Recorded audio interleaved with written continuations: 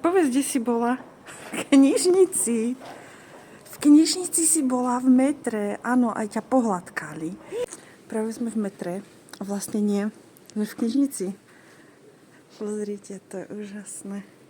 Asi ste už počuli o tom, že vo Varšave stanice metra je aj knižnica.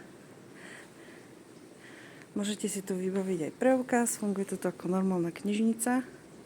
Úžasno, tu je aj kávičku, tu majú. Tak krásne, aj anglické knižky tu majú.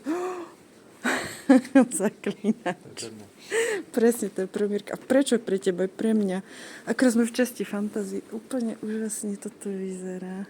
Krásne. A hry.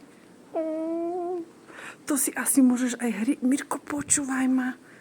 Nepožičame si hry?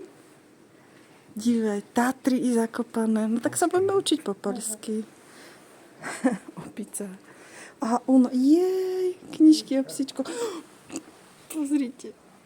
Super. Mega, toto je krásne. Pozrite, aj preukaz som si tu vybavila.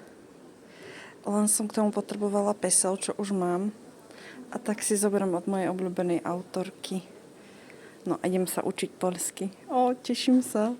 Dobre, máme požičanú knižku a môžeme ísť do IKEA.